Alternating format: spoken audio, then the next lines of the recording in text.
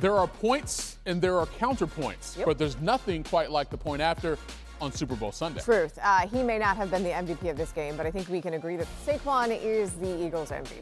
Yeah, and something completely different to the Giants. A certain someone on this show loves to say when it comes to the breakups, that would be me. You have to win the breakup. And when it comes to sports, is there a better example of that than what Saquon Barkley just did?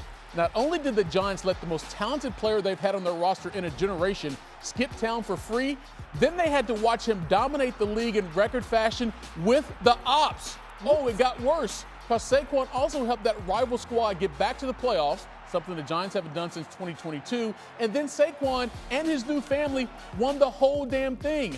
I mean, even Future feels bad for New York at this point. Talk about fumbling the bag. Not bad.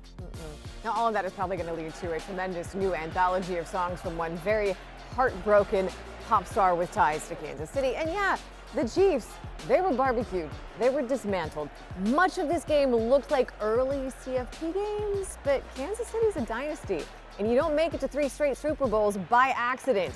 Their quarterback is already making us forget about that other dynasty and their GOAT. And sure, next year's Chiefs team could look a lot different. But unless Patrick Mahomes is leaving town, are you really going to bet against him? No. Probably not. All right. There we go. So halftime of the point after means it's time to turn our attention to Kendrick Lamar's halftime show, which for me was a straight up in-your-face tribute to the culture and the excellence it produces. Everything from K-Dot's timely lyrical prowess to Serena's straight out of Compton crip walk. Reminder, how long did she date Drake? And that chain, say it with me, A minor. I get it. Kendrick isn't everyone's cup of tea. Like my mom, she would prefer Paul McCartney out there again. But if I had the time to explain to her and journey down that poetic petty, even she would have been on board. I think she would be. All right, now to the second half. And the absolute best thing I saw all day was Randy Moss back on the Sunday countdown desk. He missed the last 2 months dealing with cancer. And if you saw the emotions that moved him to tears, there's a good chance they moved you too. Look, cancer sucks, and that's me being nice. But with a village of support from doctors, nurses, family, friends, and prayer warriors, life can not only just go on after battling cancer, it can thrive. But the fight needs all of us. Just ask Randy. I really should have bet on this one.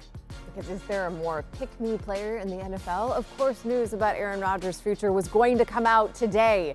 Here's the long and the short of it. The Jets don't want him anymore, which is weird when you think about it because he's always come across as such a team player. So productive, too. 18 starts, 6 wins, 1 Achilles tear. There were several conspiracy theories. And in general, just super likable. Now, this ish remains wild to me. But Bill and his lady love, they reached some new levels this week. NFL honors, she is wearing not much, but also a ring. Are they matching? Allegedly, no. Hers, Bridgewater State Cheerleading Championship in 2021, obviously. But this is some epic level trolling and legit. That is so hard to find. Bill, where did you go? How far did we travel for a Falcons Super Bowl championship shirt? Oh, Bill is the new honey badger. Look, we knew Bill stopped giving Fs a long time ago. We didn't know he was Petty Crocker level, though. We are on to Cincinnati on a whole different level. Oh, wow.